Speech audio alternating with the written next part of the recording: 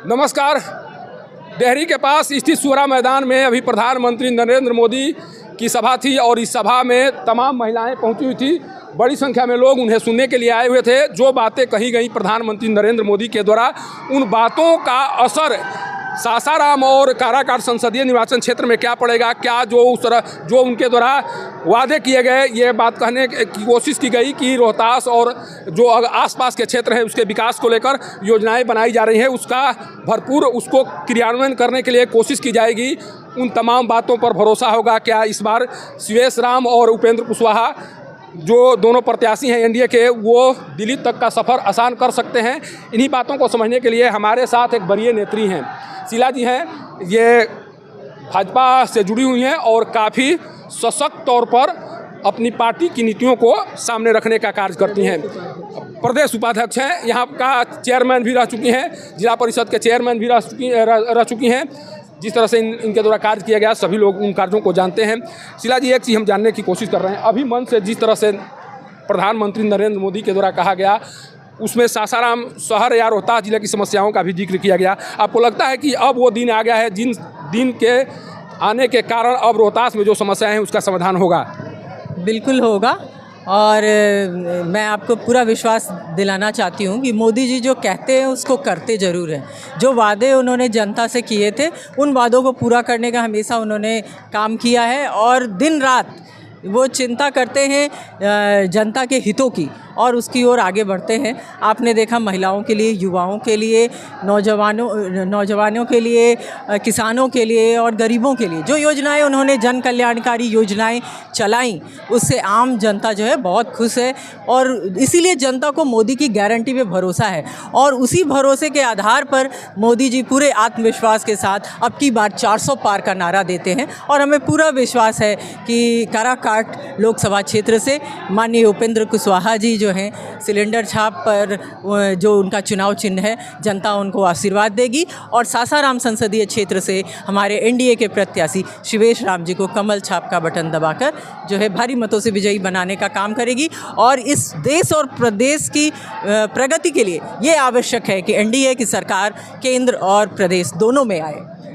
10 सालों में प्रधानमंत्री नरेंद्र मोदी के द्वारा जिस तरह से महिलाओं के विकास को लेकर कार्य किया गया, अब उस विकास के तोड़ के तौर पर राहुल गांधी जी के द्वारा कहा जा रहा है कि हम अगर सत्ता में आते हैं तो 1 लाख रुपए बहनों को राखी पर्व के अवसर पर उपहार के तौर पर देंगे और उससे महिलाएं सशक्त होंगी। क्या लग रहा है नरेंद्र मोदी जी के द्वारा जो काम किया गया, महिलाओं को जिस तरह से आगे बढ़ाने का काम किया गया, राहुल गांधी को लगता है कि अब इसी सहारे महिलाओं को अपनी ओर आकर्षित किया जा सकता है? उनका जो ये खेल है या दाव है, उसे महिलाएं आकर्षित होंगी? बिल्कुल नहीं, मुझे नहीं लगता है, क्योंकि बहुत सारे वादे उनके द्वारा पूर्व में भी किए गए हैं, उन वादों को पूरा नहीं किया गया है। और मोदी जी जो वो वादे करते हैं तो पूरी गारंटी के साथ करते हैं, उसकी एक योजना बनाते हैं। जैसे उज्ज्वला योजना जब उन्होंने लॉन्च किया, उन्होंने इस चीज़ की चिंता की महिलाओं का स्वास्थ्य खराब हो रहा है, धुआं मुक्त रसोई महिलाओं को मिले, तो उस दिशा में वो बढ़े और उन्होंने ग्रामीण आबादी, शहरी आबादी और जितनी गरीब तबके की महिलाएँ थीं उन्हें जो है उज्ज्वला गैस के तहत धुआं मुक्त रसोई देने का काम किया, सिलेंडर गैस चूल्हा देने का काम किया।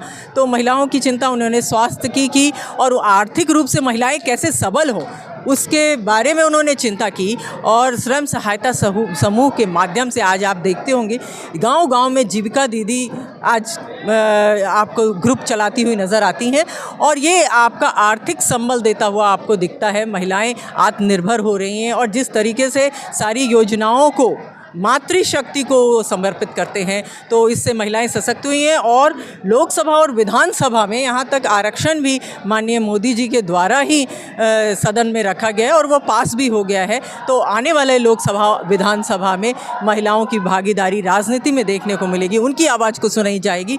और निश्चित तौर पर मोदी जी को देश की महिलाएँ प्रेम करती हैं, उनकी गारंटी पर भरोसा करती हैं, तो निश्चित उनको वोट देंगी। मुझे पूरा विश्वास है कि मातृशक्ति का वोट मोदी जी को है। जब से काराकाट संसदीय निर्वाचन क्षेत्र में पावर स्टार पवन सिंह पहुंचे हुए हैं, एक बात की चर्चा बहुत दिनों से चल रही है कि कहीं ना कहीं भाजपा के सह पर उनके द्वारा कार्य किया जा रहा है। हालांकि 2 दिन पहले उन्हें पार्टी से निष्कासित कर दिया गया है।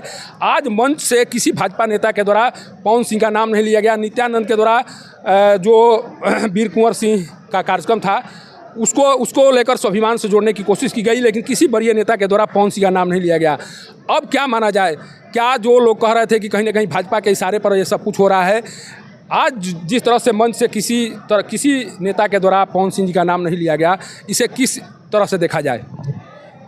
पवन सिंह का नाम क्यों लें, वो तो मैं भी नहीं लेना चाहती हूँ। उनको हम प्रतिद्वंदी समझते ही नहीं हैं, वो कहीं स्टैंड भी नहीं करते हैं।